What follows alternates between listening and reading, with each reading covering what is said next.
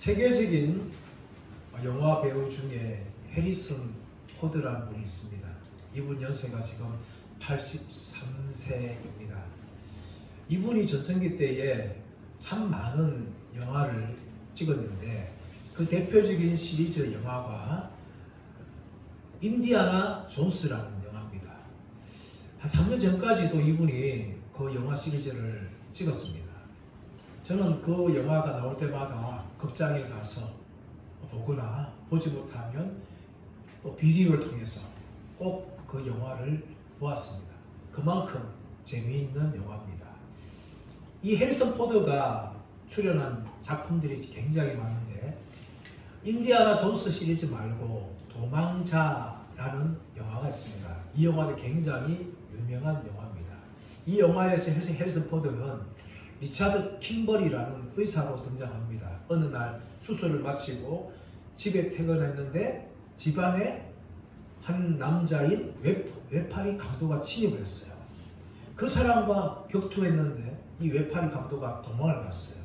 그리고 정신 차리고 집에 와보니까 그만 아내가 살해되어 있는 겁니다. 경찰을 부르는 거죠. 또 경찰이 수사 끝에 해리슨 포드가 범인이라고 그렇게 오해를 받게 되어지고 마침내 구속받고 1급 살인죄라는 죄명을 쓰게 됩니다. 죄수의 옷을 입고 교도소로 이송되어지는데 죄수들을 이송하는 호송차가 열차와 충돌하고 차들이 전복되었습니다. 그 틈에 이 해리슨 포드는 도망을 쳤는데 이 소식이 알려지니까 미 연방보안관인 제라르라는 팀이 이끄는 이 경찰들이 해리슨 포드를 추격했어요. 해리슨 포드는 자신의 억울함을 밝히기 위해서 도망하면서도 동시에 자신을 추적하는 보안관을 피해서 도망을 다니다가 마침내 외파리 강도를 만났고 자신의 누명을 벗는 영화입니다. 이 도망자에 등장했던 이 해리슨 포드처럼 하갈은 도망자였습니다. 도망한 이유가 무엇입니까? 바로 살해 때문이었습니다. 살해는 나이가 많았지만 불임하였습니다. 그래서 그 마음에 초조함이 생겼고 아브라함에게 젊은 요정인 하갈을 붙였습니다. 이 하갈로 말미암아 당신이 아들을 얻을 수 있을 것이다 하면서 아브라함과 상의를 했고 아브라함은 살해의 독촉에 그만 그 젊은 여종 하갈을 첩으로 취합니다. 그리고 쉽게 하갈은 임신을 하였어요. 하갈이 임신하자 여주인이었던 사레를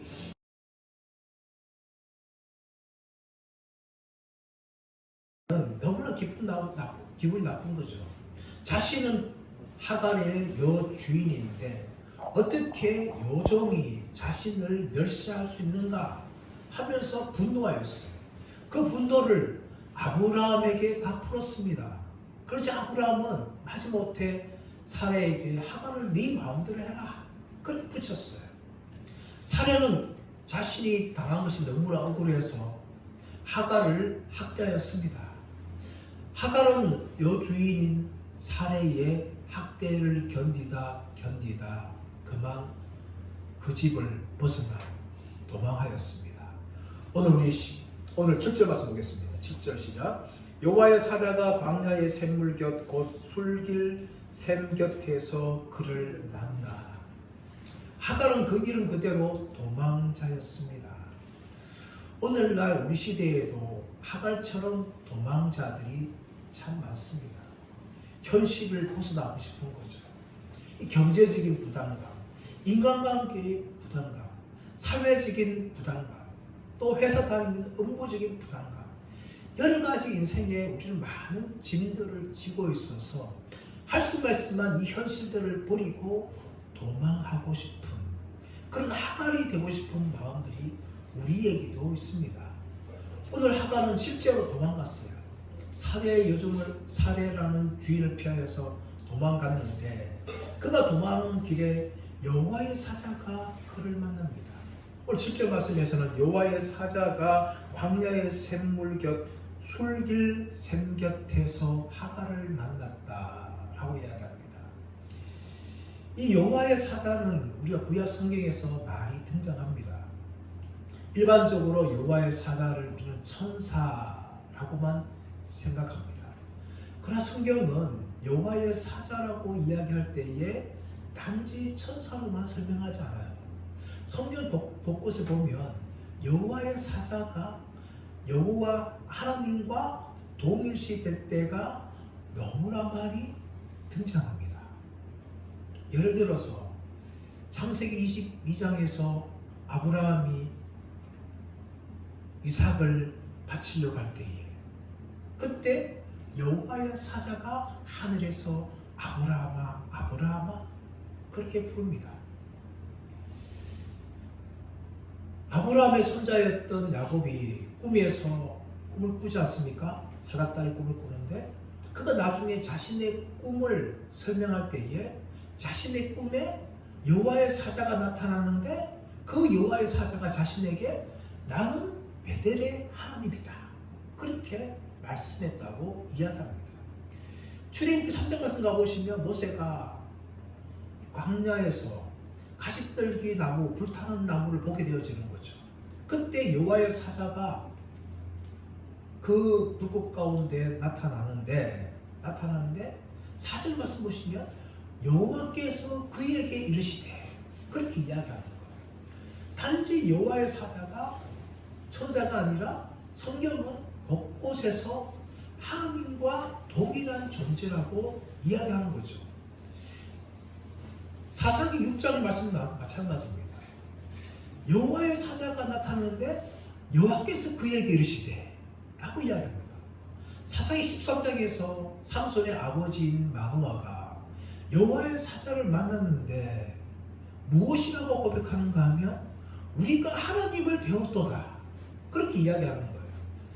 그래서 구약 성경에 말씀 나오고 있는 이 여호와의 사자라는 표현은 단지 우리가 생각하고 있는 천사라는 정도가 아니라 하나님과 동일한 존재로 나타날 때가 너무나 많다는 거죠. 오늘 하갈도 마찬가지였습니다. 이 하갈이 길 가운데 만났던 여호와의 사자는 나중에 하갈의 고백처럼 나를 살피시는 하나님을 만난 거예요. 이 하나님께서 언제 만나주시는가 하면 하갈이 애굽으로 도망가는 광야에 있는 술길에서 만나준 거예요. 이 술이라는 것은 성벽이라는 거예요. 성벽이라는 의미를 가지고 있는데 이 성벽이라는 이 술은 브엘세바에서 애굽으로 내려가는 길에 있는 거예요. 하갈은 여주인이었던 사레의 학대를 피하여서 자신의 고향이었던 애굽으로 도망가려고 할 때에 하나님께서 도중에 이 술이라는 지역에서 하갈을 만나 주시는 것이죠. 8절 말씀 볼까요? 8절 말씀 시작. 이르되 사레의 여종 하갈아 내가 어디서 왔으며 어디로 가느냐. 그가 이르되 나는 내 여주인 사레를 피하여 도망하나이다. 여호와의 사자가 하갈을 향하여서 무엇을 말합니까? 그냥 하갈아 라고 말하는 것이 아니라 사레의 여종 하갈아 라고 부르는 겁니다. 이것은 무엇을 말합니까? 하갈의 정체성을 이야기합니다. 하갈 너는 내 여주인 사레의 종이다. 그래서 사레의 여종 하갈아 라고 여호와의 사자가 부른 것이죠. 그리고 더 나아가서 네가 어디서 왔으며 어디로 가느냐. 네가 어디서 왔으며 어디로 가느냐. 여호와의 사자가 하갈이 지금 어디서 왔으며 어디로 가는지 몰라서 물은 것이 아니죠. 이 질문은 무엇 같은가 하면 창세기 3장에서 아담이 범죄 후에 나무 뒤에 숨었는데 하나님께서 아담을 찾아와서 아담아 네가 어디 있느냐 라고 묻는 거죠. 하나님이 나무 뒤에 숨은 아담을 몰라서 그렇게 물은 것이 아니라 아담아 내가 어디 있느냐 라고 물으신 것은 너는 나와 어떤 관계에 있느냐 라는 질문인 것입니다. 하나님의 사자였던 여호와의 사자가 하갈에게 네가 어디서 왔으며 어디로 가느냐 라고 묻는 것은 네가 지금 여주인인 사례와 어떤 관계에 있느냐 라는 것을 이야기합니다. 그리고 우리가 9절 말씀 보시면 8절 하반절 말씀 보시면 나는 내 여주인 사례를 피하여 도망하라이다. 나는 내 여주인 사례를 피하여 도망하라이다. 여호와의 사자의 질문에 하갈은 자신의 실존, 정체성을 고백하는 겁니다. 나는 여주인 사례의 종입니다. 그리고 나는 지금 그 여주인 사례를 피하여서 도망하고 있습니다. 라고 정직하게 이야기하는 거죠. 그러자 여호와의 사자가 도망자인 하갈이 어떻게 행해야 되는지를 9절에서 말합니다. 9절 여호와의 사자가 그에게 이르되 내 여주인에게로 돌아가서 그 수하에 복종하라. 사라야 하갈아 너는 지금 내 여주인 사례를 피해서 도망가고 있는데 그것은 옳지 않다. 네가 있을 곳은 그곳이 아니다. 네가 있을 곳은 바로 내 여주인 사례의 안에 있는 것이다. 그리고 네가 할 일은 그 여주인에게 복종하는 것이다. 네가 잠시 교만한 마음이 들어서 그 여주인을 멸시하여서 네가 도망자가 되었는데 너는 다시 돌아가라. 돌아가서 내 여주인의 말에 복종하는 종으로서 살아가라. 이것이 여호와의 사자의 말입니다. 사실 이 말은 축복이 아니에요. 지금 하갈은 여종으로서 여주인의 사례의 학대 때문에 도망가고 있는데 다시금 돌아가라 라는 것은 여러분 이 하갈에게 너는 죽어라 하는 말과 똑같은 거 아닙니까? 돌아가면 뻔히 학대가 이렇게 100%예요. 그런데 그 자리로 돌아가서 복종하라는 거예요. 이 하갈은 참 마음이 힘들었을 거예요. 그러나 여호와의 사자는 하갈이 돌아가서 감당할 때에 주실 약속을 10절에서 말합니다. 자, 10절 시작. 여호와의 사자가 또 그에게 이르되 내가 내 씨를 크게 번성하여 그 수가 많아 셀 수 없게 하리라. 여러분 이 말씀 어디서 보지 않았습니까? 창세기 15장 5절 말씀. 하나님께서 아브라함을 밖으로 데려나가서 목표를 보여주면서 내 자손이 이와 같이 되게 하리라 라고 약속했던 것과 똑같은 약속을 지금 여호와의 사자가 하갈이 하는 거죠. 내가 내 씨를 크게 번성하여서 그 수가 많아 셀 수 없을 정도로 만들어 주겠다 라고 여호와의 사자가 약속하는 겁니다. 이 약속대로 창세기 25장 말씀 가보시면 이스마엘이 12아들을 낳습니다. 12아들이 낳는데 그 아들들이 다 족장이 되어서 많은 후손들이 번성하는 것을 기록하였어요. 이 여호와의 사자의 약속이 이 하갈에 가신 말씀이 그대로 다 창세기 25장에서 이루어진 것을 기록하는 거예요. 그리고 11절 말씀 보시면 여호와의 사자가 또 그에게 이르되 내가 임신하였은즉 아들을 낳으리니 그 이름을 이스마엘이라 하라. 이는 여호와께서 내 고통을 들으셨습니다. 하갈이 임신하였지만 임신한 애가 아들인지 딸인지 모르지 않습니까? 근데 여호와의 사자가 알려주는 거죠. 네가 아들을 낳을 것이다. 아들을 낳는데 그 이름을 이스마엘이라 하라. 이는 여호와께서 내 고통을 들으셨습니다. 이스마엘이라는 뜻은 하나님께서 들으셨다 라는 의미예요. 하나님께서 들으셨다. 하나님께서 들으셨다라는 이 단어는 바로 구약성경에서 여러 번 사용되어지죠. 하나님 어떤 분이십니까? 하나님은 들으시는 분이에요. 그 백성의 고통 소리를 들으시는 분이 하나님이십니다.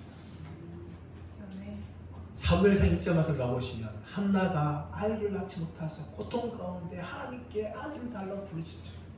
그래서 하나님께서 이 한나의 기도를 들으시고 아들을 주셨잖아요. 그 아들이 뭡니까? 사무엘. 하나님이 들으셨다. 하나님이 들으셨다. 똑같은 의미를 가지고 있어요.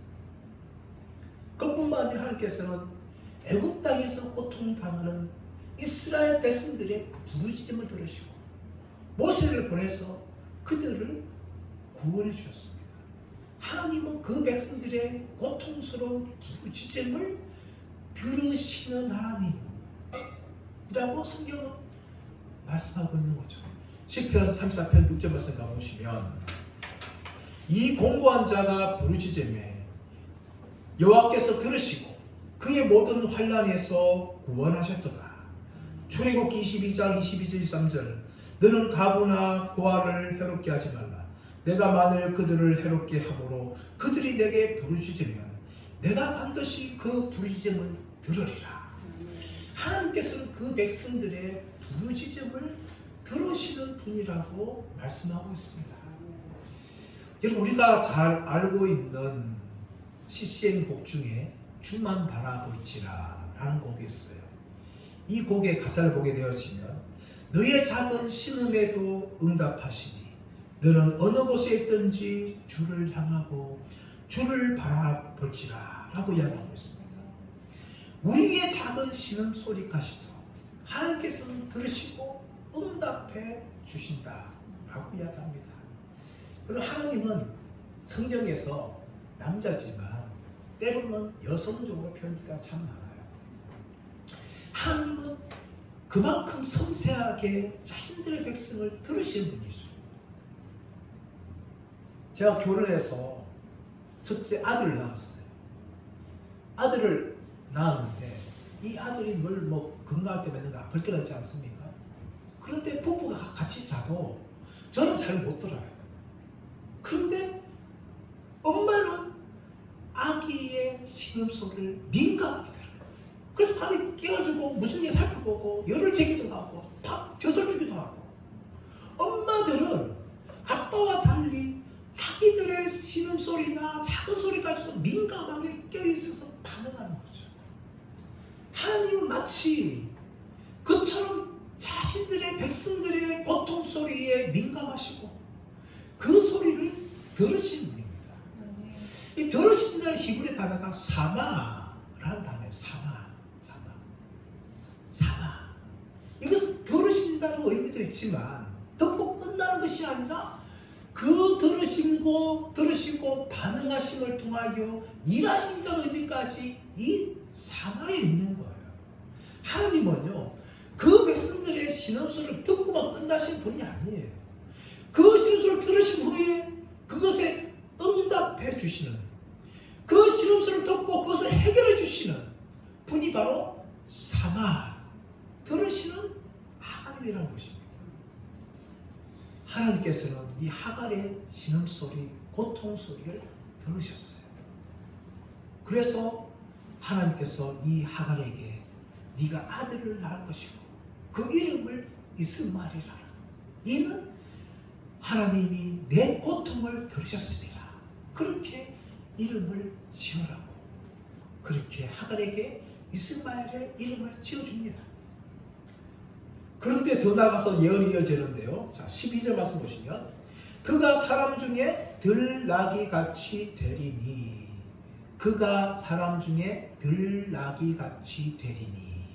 이 들나귀라는 것은 메소포타미아 지역이나 아라비아 지역에서 살고 있는 야생 나귀예요. 얘들은 힘이 세고요, 두려움이 없고 떼를 지어 다녀서 가축으로 만들기가 굉장히 힘든 짐승입니다. 이 들나귀를 히브리어 단어로는 페레라고 부르는데 이것은 빨리 달리다, 파라에서 나온 명사예요. 들나귀는 굉장히 거칠고 빨리 달려서 사람들이 가축하는데 굉장히 어려움을 겪었던 동물이 바로 이 들나귀인데, 이스마엘이 어떤 존재가 되는가 하면 들나귀처럼 될 것이다 라고 이야기하는 거예요. 이 말은 한편으로 하갈에게는 굉장히 축복의 말이에요. 들나귀는 제압당하지 않습니다. 구속당하지 않아요. 자유롭게 막 뛰어다녀요. 지금 하갈은 여종이 아닙니까? 사내의 여종으로서 사내의 말에 복종해야 될 그런 노예인데 자신의 아들은 들나귀처럼 뛰어다닌다는 거예요. 실제로 이 이스마엘의 후손들 중에는 베두인 족속이 있어요. 베두인 족속. 이 베두인 족속은요, 시내 광야뿐만 아니라 아라비아 광야를 다니면서 양들과 염소를 치는 그런 목자의 삶을 살아갑니다. 아무런 구속받지 않아요.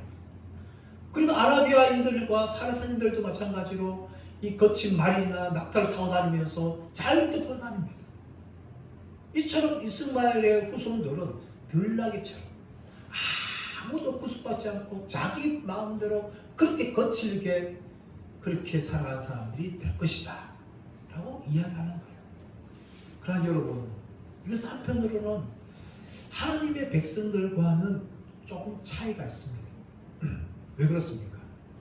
이들은 야생적으로 살고 전혀 길들이지잖아요. 어디에도 구속받지 않습니다.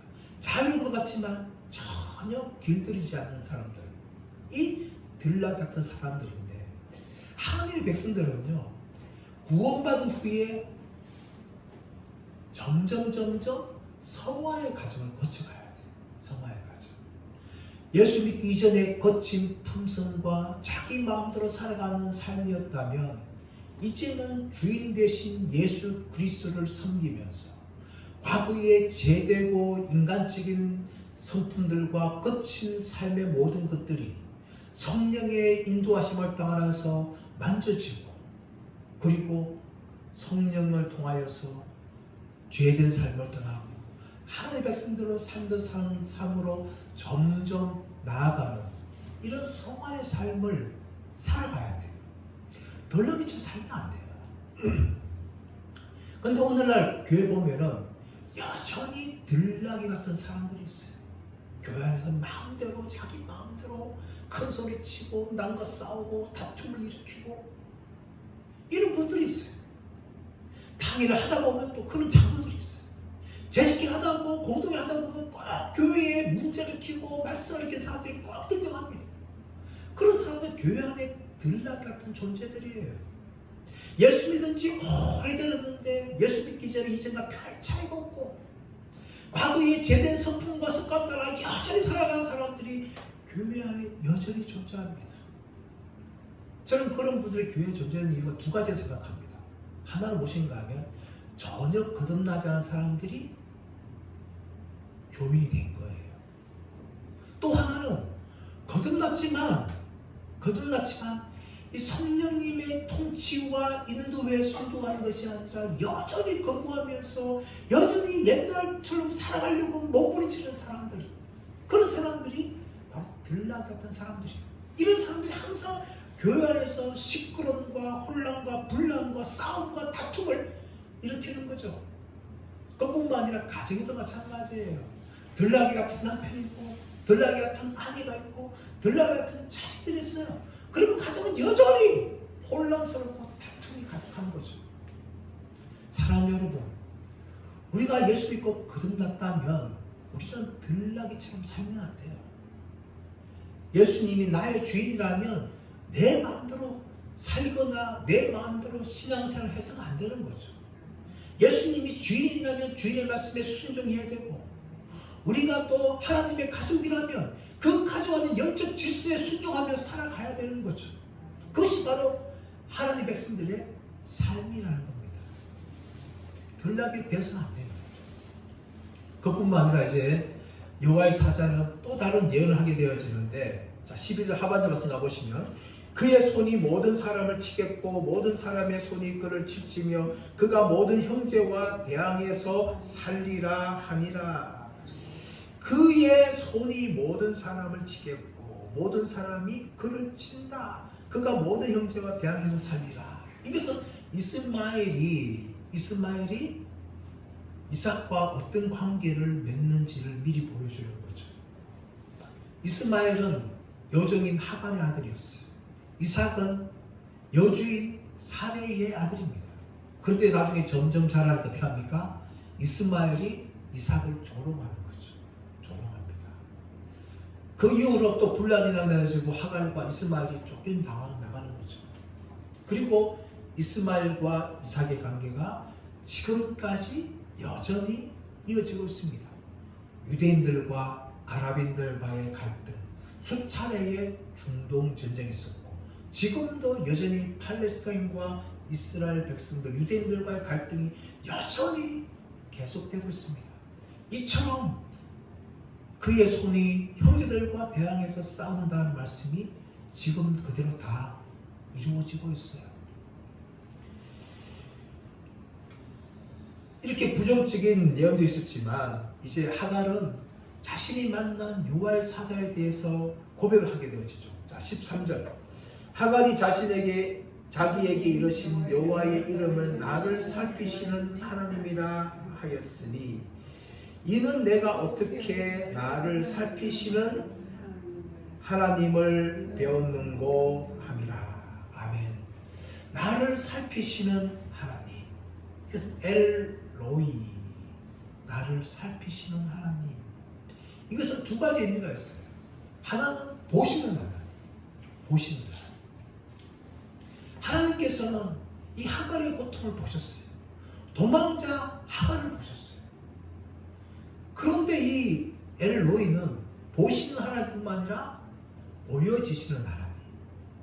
하갈의 고통을 하나님 보신 후에 하갈에게 나타나셨어요. 하갈을 만나주셨어요. 하갈에게 보여주셨어요. 이것이 바로 엘로이, 나를 살피시는 하나님이란 의미를 가지고 있습니다. 하갈은 자신의 고통을 보시는 하나님, 엘로이 하나님, 그리고 고통 가운데 있는 자신을 찾아와서 보여주시는 하나님, 엘로이의 하나님을 그가 제어하면서 자신이 만난 그 샘의 이름을 적어줘. 자, 14절 말씀. 이름으로 그 샘을 브엘라 헤로이라 불렀으며 그것은 가데스와 베렛 사이에 있더라. 브엘라 헤로이는 나를 만나주신 살아계신 이의 인물이라는 의미를 가지고 있어요. 이 브엘라 헤로이는 엘로이 하나님, 자신을 살피신 하나님을 만난 하갈의 간증의 고백이 담겨있는 우물입니다. 그래서 엘로이는 자신을 살펴주시는 살아계신 이의 우물이다 라고 브엘라 헤로이라고 그 우물을 부르는 거죠. 사랑하는 여러분, 우리가 예수 믿다 보면 이런 브엘라 헤로이의 경험을 우리가 경험할 때가 있습니다. 우리들 인생을 살아가면서 하갈처럼 똑같은 모양은 아니지만 여러 가지 삶의 고통을 당해요. 그런데 하나님께서는 우리의 그 고통을 외면치 하시고 엘로이 하나님께서 우리의 고통을 보시고 또 그 고통 가운데 하나님께서 나타나셔서 우리를 만나주시죠. 그래서 우리도 이 하갈처럼 브엘라 헤로이, 하나님은 살아계시고 나의 고통을 외면하지 않으시는 분이시라는 것을 우리는 입술의 고백을 가지고 할 때가 얼마나 많은지 모릅니다. 그런 감정들이 한국에 있는 것이 아니에요. 저도 그렇게 긴 세 살고 있지 않지만 제 인생에서도 브엘라 헤로의 경험이 너무나 많습니다. 그래서 우리는요, 우리 삶 가운데 또 다른 어려움이 찾아올 때마다 브엘라 헤로이를 기억해야 돼요. 과거에 내가 어려움 당할 때 나를 만나주신 그 하나님께서 지금도 나의 이 고통을 외면치 하시고 나를 보고 계신다. 그리고 나를 만나주실 것이다. 이 브엘라 헤로이의 고백들을 우리는 하면서 살아가야 되는 겁니다. 그것이 바로 성도가 이 땅의 삶을 살아가는 믿음의 승리의 계기예요. 우리는 그 고백을 하지 않으면 살아갈 수 없어요. 과거에 수많은 브엘라 헤로이의 경험이 있기 때문에 앞으로 삶을 살아가는 어떤 고난이 찾아온다 할지라도 하나님은 여전히 나에게 브엘라 헤로이의 경험을 주시고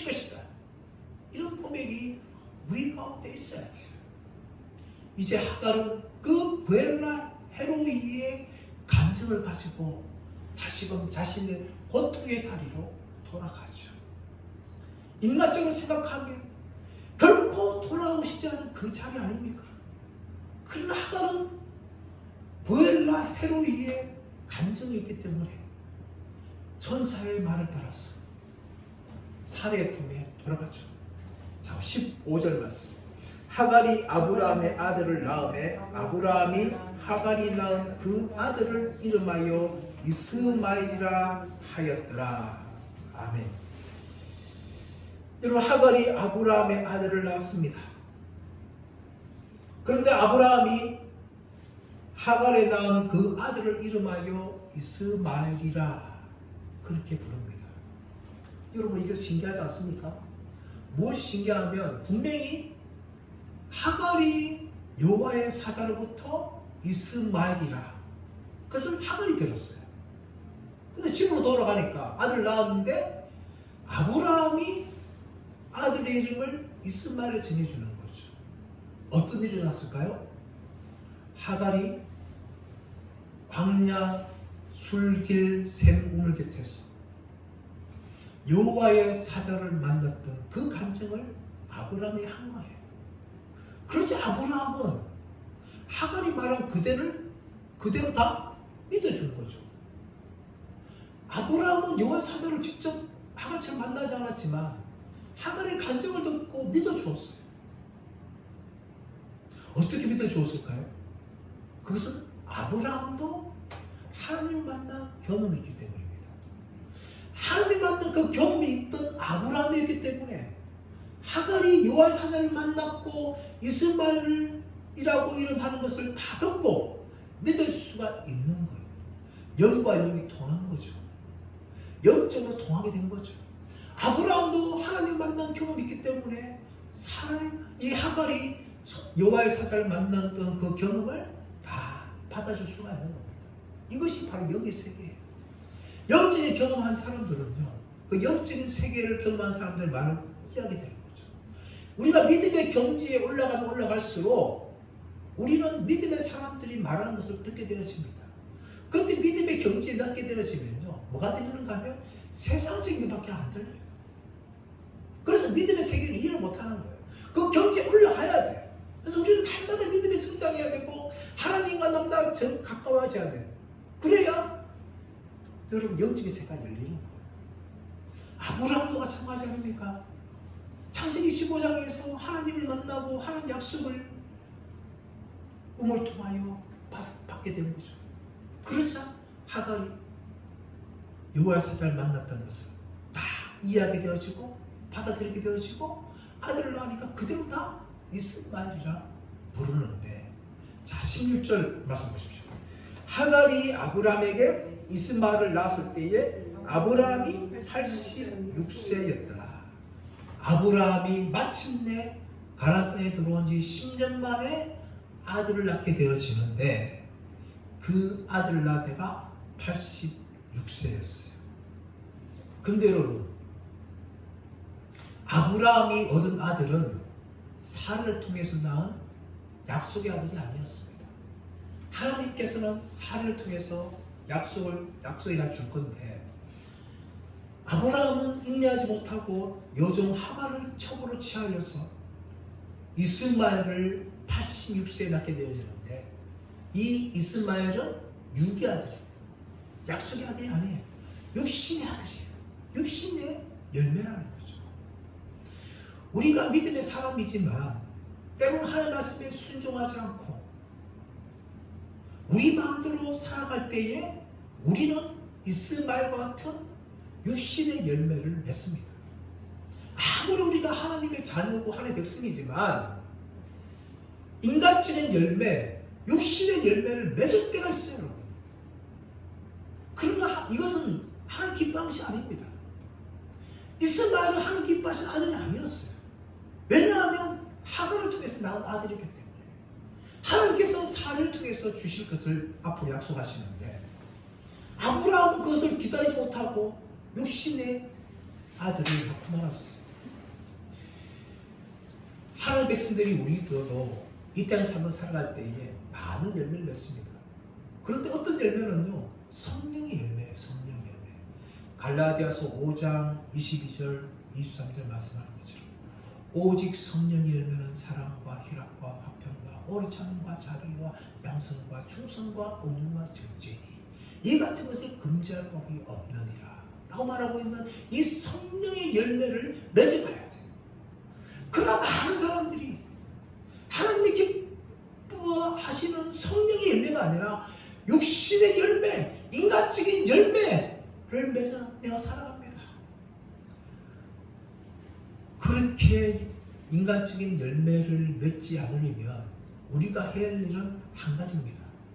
그것이 바로 성령을 쫓아 살아가는 거예요. 갈라디아서 5장 16절, 17절 말씀 보시면 너희는 성령을 따라 행하라. 그리하면 육체의 욕심을 이루지 아니하리라. 육체의 소욕은 성령을 거스리고 성령은 육체를 거스리나니 이들이 서로 대적함으로 너희가 원하는 것을 하지 못하게 하려 함이니라. 예수 믿고 거듭나더라도 우리는 성령의 열매를 맺어야 되는데 때로는 육신의 열매를 맺습니다. 그래서 이 육신의 열매들이 우리의 성화를 막고 계속해서 하나님의 백성으로 온전하게 살아가지 못하도록 방해하는 거예요. 이렇게 살지 않으려면 우리가 해야 할 게 오직 한 가지, 성령을 따라 행하는 거예요. 성령을 쫓아 행하는 거예요. 말씀에 순종하는 거예요. 하나님께 순종하는 것입니다. 그런 삶을 살아갈 때에 우리는 성령의 열매를 맺게 되는 거죠. 그리고 우리의 성화는 점점 나아가게 되어지고 마침내 영화의 자리까지 우리가 이 땅의 삶을 마칠 때에 영화되는 존재로 변화되는 거죠. 근데 예수님을 오래 믿어도 성화가 너무 더디고 여전히 들락같이 살아가는 이유는 성령을 따르지 않고 끊임없이 우리 안에 있는 세상의 정욕들과 우리 자들을 따라서 살아가기 때문에 우리는 들락이처럼 되는 거예요. 사랑 여러분, 우리의 삶은 예수 믿고 구원받은 후에 이 땅에서 영적으로 계속해서 성화되어지는 삶을 살아가야 되는 길이 있습니다. 그러므로 우리가 해야 할 것은 끊임없이 나를 죽이고 나를 부인하고 성령을 쫓아 행하는 삶을 살아가야 합니다. 그럴 때 우리 안에는 성령의 열매가 풍성하게 되어지고 또 우리가 살아가는 삶의 현장인 가정과 직장과 교회에서 들나귀가 되는 것이 아니라 길들이지, 성령에 의해서 길들이지 온순한 백성이 되어서 어디를 가든지 평화의 열매를 맺게 되어지고 어디를 가든지 성령의 열매를 맺게 되어지는 그런 삶을 살아가게 되는 것입니다. 저와 모두가 다 이 땅에서 들나귀 같은 인생이 아니라 성령의 열매를 풍성하게 맺는 하나님의 백성들 되시기를 예수님의 이름으로 축원합니다.